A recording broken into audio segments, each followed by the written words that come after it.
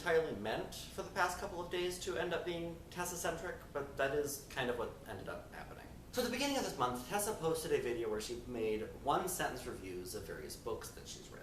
And while I didn't officially issue this as a challenge, I found it really intriguing and a really interesting way to look at things, so I decided to do the same thing. But instead of doing books, I'm going to do some Nintendo Switch games. This is sort of a hodgepodge of games. Most of them I've played in the past couple of years, but there are some from earlier. If I do choose one from earlier, it's because I feel that I can actually come up with a one-sentence review in the time period that I have. So I'm going to start with some games that I have physical copies of, and then move on to some that I only have digital copies of.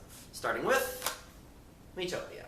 A very good RPG about the importance of creativity, with the added bonus of being able to create not only the characters that are a part of your party, but also the characters that live the world. Though I do wish that I could control more than just my player character during the battles. Next we have Kirby and the Forgotten Land. As someone who has never played Kirby games before, I feel that this is a very good introduction to the weirdness that is the Kirbyverse. Next up, Spiritfarer.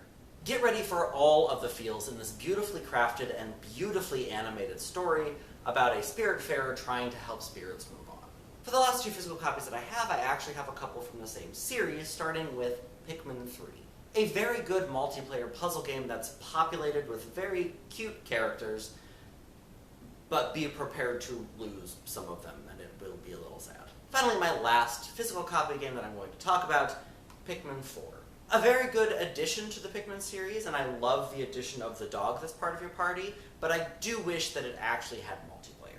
And now moving on to some games that I only have digital copies for, starting with Cozy Grove. Animal Crossing meets Spiritfarer, this game isn't quite as feel-heavy as Spiritfarer is, but it will still get you on occasion.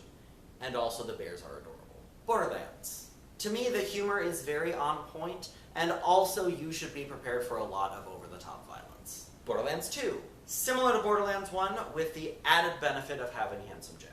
Borderlands, the pre-sequel. A really interesting look at Jack's past, and allows us to feel sympathy for him without excusing his actions. Tales from the Borderlands. An extreme departure from last games, being much more a point-and-click adventure as opposed to a first-person shooter, but still very well done, introducing us to a lot of very likable characters. BioShock.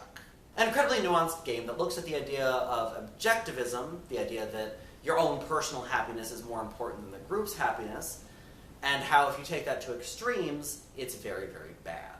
BioShock 2. A complete and utter swing in the opposite direction, this game is also incredibly nuanced and explores the idea of collectivism, the idea that the happiness of the group is more important than individual happiness, and more specifically, if you take that to the extreme, it is also bad.